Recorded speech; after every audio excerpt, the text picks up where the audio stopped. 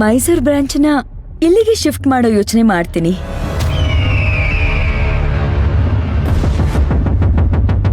ಈ ಅಶೋಕ್ ವಿಷಯ ಇವಳಿಗೆ ನಿದ್ದೆ ಕೆಡಿಸ್ತಾ ಇದೆ. ಅದಕ್ಕೆ ನನ್ನನ್ನು ಸಾಗ್ ಹಾಕಕ್ ನೋಡ್ತಿದ್ದಾಳೆ. ನಾನು ಹೋಗಲ್ಲ ಅಂದ್ರೆ ನನ್ನ ಮೇಲೆ ಡೌಟ್ ಬರುತ್ತೆ. ಸದ್ಯಕ್ಕೆ ಒಪ್ಕೋತೀನಿ.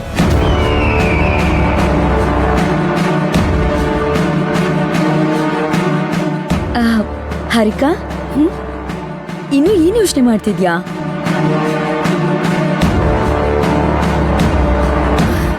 ನೀನು ಹೇಳೋದು ಸರಿಯಾಗಿದೆ ಅನಿಸ್ತಿದೆ. ಸರಿ, ನಿನ್ ಖುಷಿ, ನಾನು ಹೋಗ್ತೀನಿ. ವೆರಿ ಗುಡ್, ಒಳ್ಳೆ ಡಿಸಿಷನ್ನೇ ತಗೊಂಡಿದ್ಯಾ. ನೀನೇನು ಯೋಚನೆ ಮಾಡ್ಬೇಡ.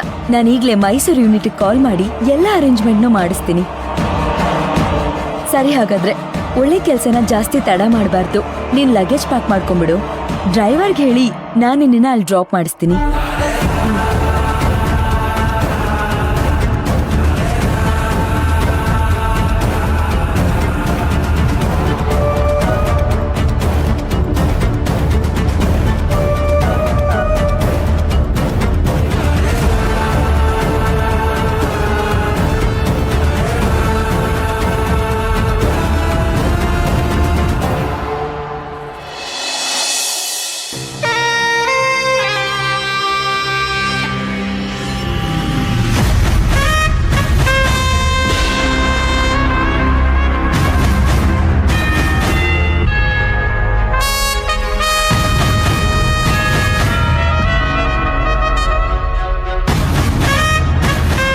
ಕೊನೆಗೂ ಶಿವಗಾಮಿ ಹಠ ಸಾಧಿಸ್ಬಿಟ್ಲಲ್ಲ.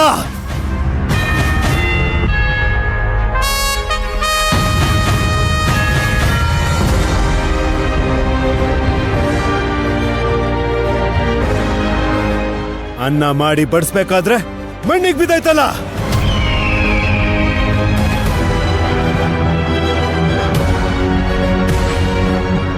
ಕಮಲಮ್ಮ, ನಾನು ಬರ್ತೀನಿ.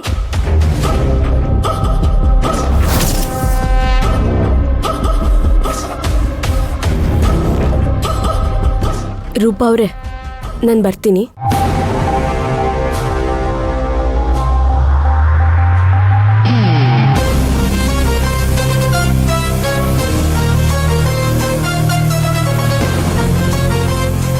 ಭೈರವಿ ಪುಟ್ಟ, ನಾನು ಹೋಗಿ ಬರ್ತೀನಿ.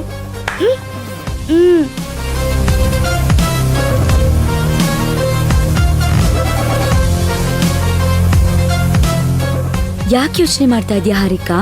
ಮೈಸೂರಿನ ಜಾಸ್ತಿ ದೂರ ಇಲ್ಲ, ಜಸ್ಟ್ 2 hours ಅಷ್ಟೇ ಅಲ್ವಾ? 8 ಗಂಟೆಗೆ ಬಿಟ್ರು ಎಷ್ಟೇ ಲೇಟ್ ಅಂದ್ರೂ ವಿತಿನ್ 11 ಮನೇಲಿರಬಹುದು.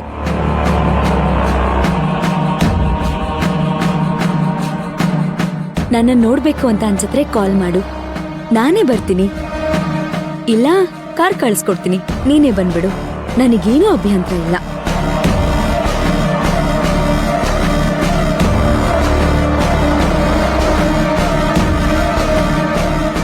ನಿಂತರ ಹೆಂಗಾಗಿ ಎನರ್ಜೆಟಿಕ್ ಆಗಿ ಟ್ಯಾಲೆಂಟೆಡ್ ಆಗಿರೋ ಹುಡುಗಿ ಏನೋ ಕೆಲಸ ಮಾಡ್ದೆ ನಿನ್ ಟ್ಯಾಲೆಂಟ್ನೆಲ್ಲ ವೇಸ್ಟ್ ಮಾಡ್ತಿದ್ಯಾ ಅನ್ನೋದು ಒಂದೇ ಬೇಜಾರ್ ನನ್ಗೆ. ಅದಕ್ಕೆ ನಿನ್ನ ಅಲ್ಲಿ ಕಳಿಸ್ತಾ ಇರೋದು.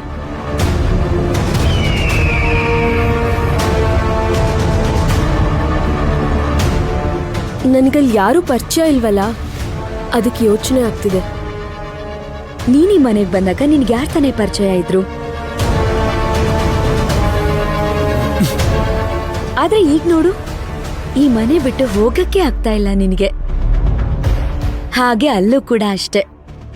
ಹೋಗಿ 1 ವಾರ ಇದ್ರೆ ಆಯ್ತು, ಎಲ್ರೂ ಅಡ್ಜಸ್ಟ್ ಆಗೋಗ್ತಾರೆ.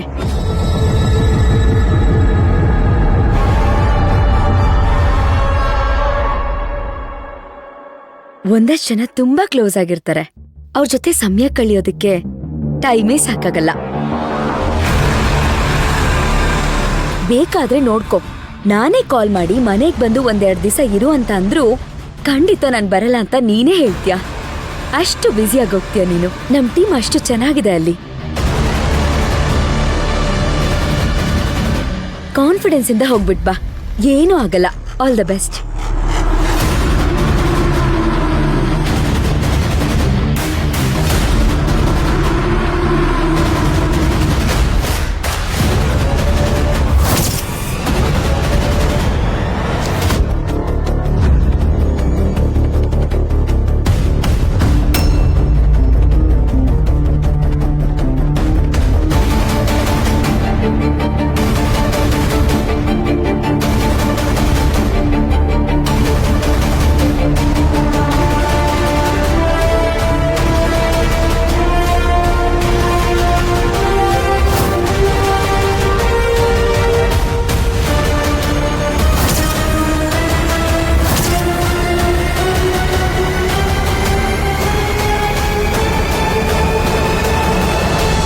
ಹಾರಿಕಾ, ಲಗೇಜ್ ತಗೊಂಡು ಎಲ್ಲಿಗೆ ಹೋಗ್ತಿದ್ದೀರಾ?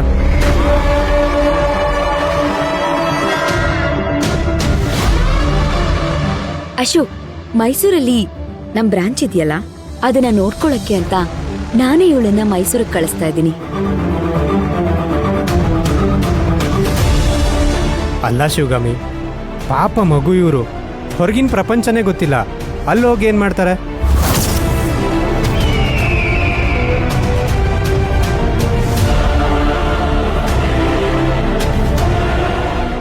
ವಾಟ್?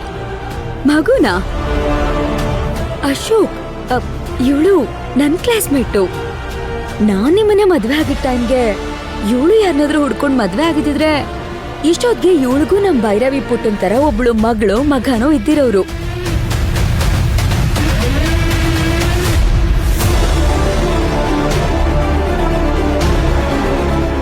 ಅಂತದ್ರಲ್ಲಿ ಪ್ರಪಂಚನೇ ಗೊತ್ತಿಲ್ಲ ಅಂತ ಹೇಳ್ತಿದ್ದೀರಲ್ಲ ನೀವು. ಲಂಡನ್ ಅಲ್ಲಿ ಓದ್ ಬಂದಿರೋಳು ಇವಳು. ಏನಿಲ್ಲ ಅಂದ್ರೂ ಒಂದು 30-35 ಕಂಟ್ರೀಸ್ ಅಲ್ಲಿ ಆಲ್ರೆಡಿ ಇದ್ದು ಬಂದಿದ್ದಾಳೆ. ಅಲ್ಲಿ ಓದಿದಾಳೆ, ಓಡಾಡಿದಾಳೆ, ಊಟ ಮಾಡಿದಾಳೆ. ಪ್ರತಿಯೊಂದ್ ಕಂಟ್ರಿನಲ್ಲೂ ಇವಳಿಗೆ ಎಷ್ಟೊಂದ್ ಜನ ಫ್ರೆಂಡ್ಸ್ ಇದ್ದಾರೆ.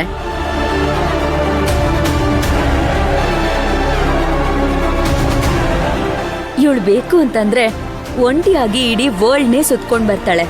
ಅಂಥದ್ರಲ್ಲಿ ಮೈಸೂರಲ್ಲಿ ಇರಕ್ಕಾಗಲ್ವಾ?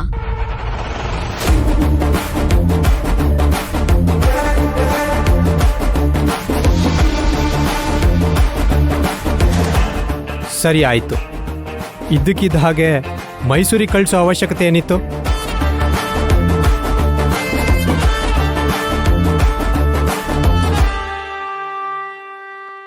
ಇವರಿಲ್ಲಿ ಗೆಸ್ಟ್ ಆಗಿ ಬಂದಿರೋದು, ನಿನ್ನ ಕೆಲಸ ಕೇಳ್ಕೊಂಡು ಬಂದಿಲ್ವಲ್ಲ?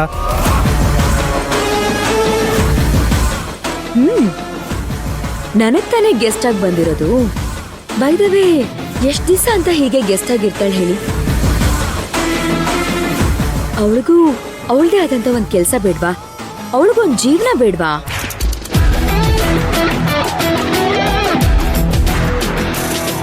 ಶಿವಗಾಮಿ, ಹಾಗೆ ಕೊಡಬೇಕು ಅಂತಂದ್ರೆ ಇಲ್ಲೆಲ್ಲಾದ್ರೂ ಕೊಡು, ಮೈಸೂರಲ್ಲಿ ಯಾಕೆ?